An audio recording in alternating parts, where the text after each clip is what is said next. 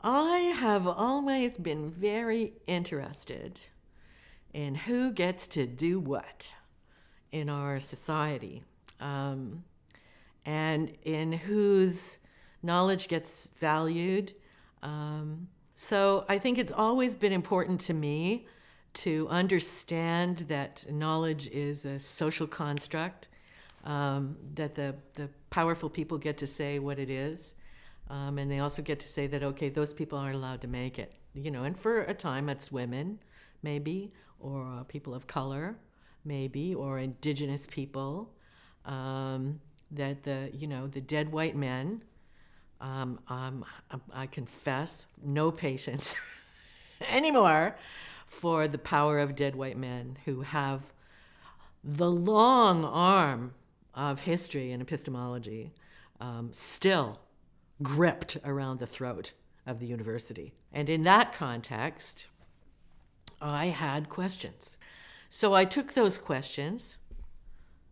What is the work of art? Not work, the noun, but work, the verb. What is the labor of art, right? What is the social purpose of art? What work might art do at this historical moment, right? And can art be a form of knowledge production? So much of my work comes from that wharf in Kitty Vitty, the time I spent learning from Eli Tucker and his crew, and looking at him one day going, holy shit, he can see the bottom.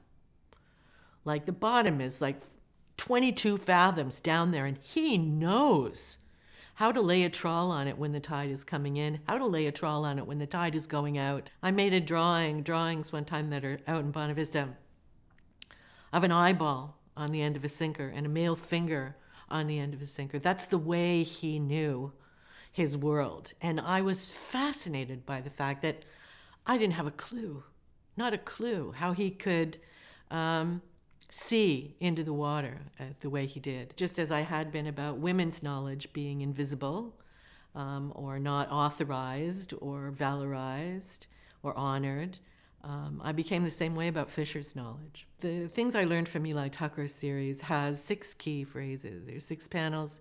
There's a key phrase going down each one. One of them is history counts on memory. One of them is boats are like women. History counts on memory is a good example of me layering something into a very dense work, not as a punchline or a title, but as a clue, a cue, a prompt, a trigger, to invite the viewer to spend a little bit more time examining the imagery and the other texts on that flat piece of paper through that particular lens. It again raises that question, whose history and whose memory? And, there's many ways to kind of, as they say on the wharf, put an arsehole into that cat. But one of them is to show 65 different histories based on 65 different memories. And that without a shadow of a doubt proves the point that there is not only one way to read the world, there is not only one way to reveal the world, there is not a single world, and there is no one way to know it. If you put 25 ways down beside each other, which is what the encyclopedia is doing really, or trying to do, you kind of make your point without having to roll your sleeves up and get into an argument about it, It's a yes and, it's a both and more approach or strategy rather than an either or strategy, which was the strategy I grew up in, which is just flatly wrong.